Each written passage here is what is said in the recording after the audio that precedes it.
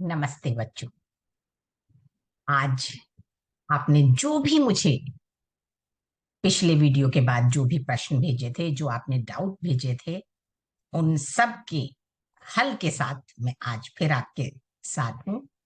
इस दौरान मुझे बहुत सारे बच्चों ने अपना काम लिखकर भेजा, उन प्रश्नों को जिनको वो समझना चाहते थे, और मैंने आपको जांच के अपने सुझावों के साथ क्या और आप उसमें शामिल करें वो भी आपके पास पहुंच चुके होंगे। और उन आपने उसको पढ़ के अब ये समझ लिया होगा कि मुझे अपने उत्तर में और क्या क्या शामिल करना चाहिए। आज जो सबसे ज्यादा परेशानी मेरे सारे बच्चों में से मैंने जो एक सामान्य रूप से देखी कि वैचारिक समझ की बात वो फिर से जानना चाहते थे, समझना चाहते थे, तो आज मैं उसी पर विशेष रूप से बात करूंगी और आपको यह समझाऊंगी कि आप वैचारिक समझ के आधार पर किस तरह विधा का चुनाव करें। तो इस वीडियो में मैंने पिछले वीडियो में आपको काफी कुछ बताया था, इसके बारे में मानदंडों की भी बात की थी, और ये भी आपको सुझाव दिया था कि आप इस पेपर की तैयारी करने से पहले मानदंडों को अच्छी तरह से पढ़ लें। अगर आपको मानदंड स्पष्ट होंगे तो आप मानदंडों की अपेक्षा के अनुरूप अपने लेखन में उन सारी बातों को शामिल करेंगे जिसकी आपसे अपेक्षा की जाती है, और अंततः आप अच्छे नंबर प्राप्त कर सकेंगे। तो आइए आज हम विशेष रूप से वैचारिक समझ पर बात करेंगे। वैचारिक समझ, इसीलिए मैंने इस वीडियो का नाम रखा है पार्ट 2। उसी उत्पादन कुशलता से संबंधित पेपर यानी कि पेपर 1, जिसमें आपकी लेखन कुशलता की जांच की जाती है, उस पर हम आज विशेष रूप से बात करेंगे। और अपनी बात को आगे बढ़ाने से पहले फिर एक बार मैं आपको याद दिलाना चाहूंगी कि उत्तर लिखने से पूर्व ध्यान रखने वाले बिंदु क्या क्या होने चाहिए। विधा का चुनाव, जिसके बारे में मेरे छात्रों को अभी भी परेशानी है, हम इस पर विशेष रूप से बात करेंगे। दूसरी बात है कि आपको प्रारूप की जानकारी होनी चाहिए। आपने अपने पाठ्यक्रम में जो भी आपके सिलेबस में प्रारूप है उनकी जानकारी अवश्य रखें। प्रारूपों के अनुरूप भाषा लिखने का भी अभ्यास करें, क्योंकि डायरी में अगर आप अपने मनोभावों को स्पष्ट कर रहे हैं तो आपकी भाषा अलग तरह की होगी, जबकि अगर आप किसी औपचारिक पत्र लिख रहे हैं तो आपकी भाषा अलग प्रकार की होगी। इस बात का आप अंतर भी समझें और विशेष ध्यान रखें। उत्तर की विषय वस्तु आपकी सटीक और स्पष्ट हो, इसके लिए आप प्रश्न को ध्यान से पढ़ें। प्रश्न में आपसे क्या क्या पूछा जा रहा है उसको अंडरलाइन कर लें, यानी कि रेखांकित कर लें, तो उत्तर लिखने के दौरान आपको पता रहेगा कि आपको किन किन बातों को अपने उत्तर में शामिल करना है, यानी प्रश्न की आपसे अपेक्षा क्या है, और उन चीजों को आप जरूर शामिल करें, नहीं तो फिर आपका उत्तर अधूरा रह जाएगा। आप जो भी अपने विचार लिख रहे हैं उसका तर्क संगत होना बहुत जरूरी है। विचारों को व्यवस्थित क्रम में लिखें। इसके लिए मैंने आपको सुझाव दिया था कि आप रफ पेपर पर छोटे छोटे अपने पॉइंट्स बना लें, और उस समय जब आप लिख रहे हैं तब आपके लिए यह आसान हो जाएगा कि उनको व्यवस्थित क्रम दें। अपने लेखन को तर्क उदाहरणों के साथ विस्तार दें, और लिखते समय अपनी भाषा में मुहावरे लोकोक्तियों का सटीक प्रयोग जरूर करें।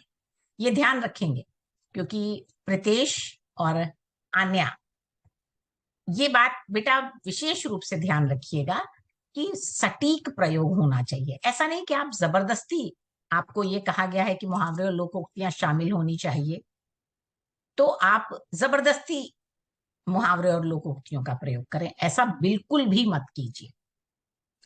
जहां पर आपको लगे कि आपकी विषय वस्तु की अब ये यहां मांग है कि आप मुहावरा शामिल कर सकते हैं, तो जरूर कीजिए। अगली, भाषा शैली के संदर्भ में उद्देश्य, वाचक और संदर्भ, इन तीनों की बात मैंने की थी, और इन तीनों का आप लिखते समय जरूर ध्यान रखेंगे। आज मैंने आपको ये पेपर दिया था पिछले वीडियो के साथ ही, जिसमें पहले प्रश्न को मैंने आपके साथ चर्चा भी की थी। आज उसी संदर्भ में पहले प्रश्न के उत्तर में मेरे पास जो मेरे विद्यार्थियों के लिखे हुए काम आए, उनमें से कुछ चीजें मैं आप सबके साथ शेयर करना चाहूंगी जो सच में बहुत अच्छी थी। क्योंकि पहला वाला प्रश्न ऐसा था जिसमें आपको ये स्पष्ट नहीं था कि आप किस तरह से विधा का चुनाव करें। आपकी पाठशाला में यूनिफॉर्म अनिवार्य नहीं है, इस कारण छात्र छात्राएं जो मन में आए वैसे वस्त्र पहनकर स्कूल आ जाते हैं। कई बार यह पहनावा शालीनता की हदें पार करता हुआ दिखाई देता है। इस वजह से पाठशाला में छेड़छाड़ के मामले भी हो रहे हैं, जिससे पाठशाला और छात्रों का नाम भी बदनाम हो रहा है। इन सभी बातों को मन में रखते हुए अपने विचार लिखें। पिछले वीडियो में मैंने आपके साथ जो चर्चा की थी वो मैंने कहा था कि डायरी लिखी जा सकती है, और मेरे एक विद्यार्थी ने डायरी लिखी। मुझे ये बड़ी खुशी है कि चूंकि इसमें स्पष्ट नहीं था कि आपको अपना कार्य किसे संबोधित करना है, तो आपके पास ये 3 विकल्प हैं, लेख, ब्लॉग और डायरी। यहाँ ये एक बात बच्चों विशेष रूप से ध्यान रखिए कि इस प्रश्न में जिस बच्चे ने डायरी लिखी उसने अपनी डायरी विधा को जस्टिफाई भी किया। उसने लिखा कि पाठशाला में जो आज छेड़छाड़ का मामला हुआ वो मेरी ही चचेरी बहन के साथ हुआ और मुझे बहुत खराब लगा। स्कूल में मुझे बहुत ही शर्मिंदगी महसूस हो रही थी। मैं अपनी बहन को लेकर वापस घर आ गया और बाद में मैंने माता जी को, चाची जी को वो सारी बातें बताई। तो आज वो बहुत हर्ट हुआ और उसने ऐसा प्लॉट बनाते हुए फिर डायरी लिखी और डायरी में अपने मन के वो सारे विचार, वो सारे दर्द उसने लिखे। तो अगर आप इस तरह से काम कर रहे हैं कि आप डायरी लिख रहे हैं और डायरी लिखने के पीछे औचित्यता क्या है, क्या आपने प्लॉट बनाया, वो भी अगर आप लिख रहे हैं तो मेरे विचार से आप एक अच्छा काम कर रहे हैं।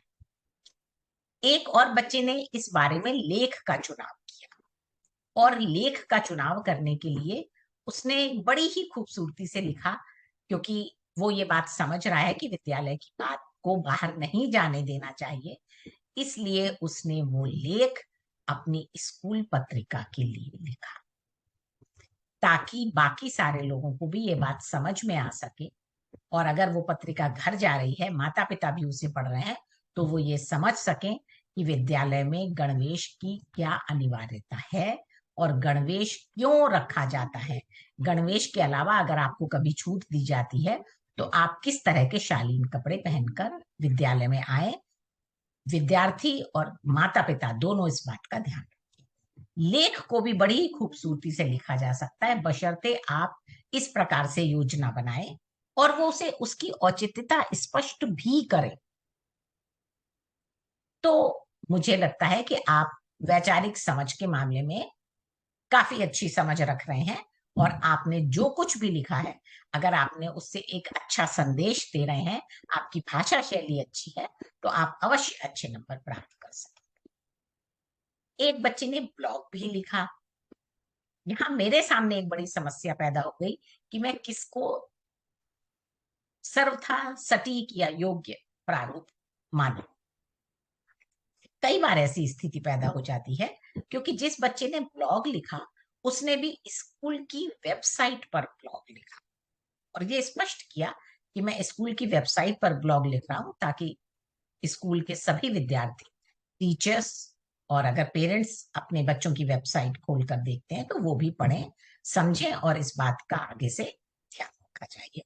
ब्लॉग में उसने खुलेआम स्कूल में जो कुछ भी हुआ उसका वर्णन किया और आगे वो ना दोहराया जाए इसके लिए हमें क्या कदम उठाने चाहिए, हम विद्यार्थियों की तरफ से, माता पिता की तरफ से और स्कूल की तरफ से भी बहुत ही खूबसूरत ब्लॉग लिखा।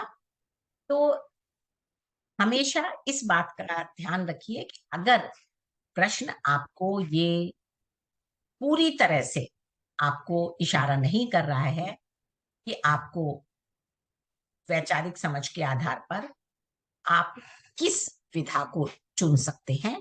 तो आप जिस भी विधा को चुने उससे पहले उसके बारे में बहुत सोच लें, एक प्लॉट बना लें और उसकी औचित्यता साबित करते हुए, बताते हुए आप अपने लेखन को प्रारंभ करें।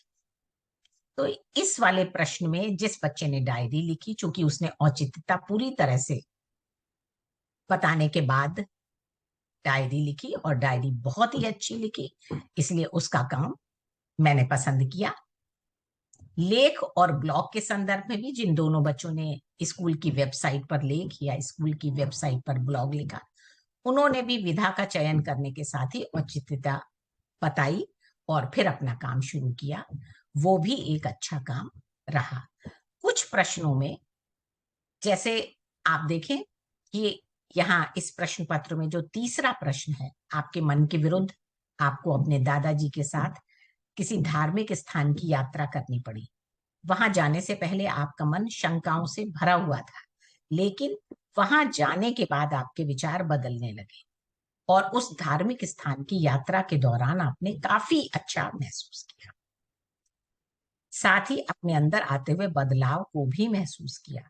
ऐसा क्यों और कैसे हुआ, और जाने से पहले आपके मन में क्या विचार थे, उन सभी को लिखते हुए अपना उत्तर लिखिए। इस वाले प्रश्न में चूंकि आपसे आपकी फीलिंग्स के बारे में बात की गई है कि आपने कैसे बदलाव महसूस किया, तो काफी स्पष्ट है कि आप अपने मन के विचार लिखने के लिए सर्वथा सटीक विधा डायरी का चुनाव कर लेंगे।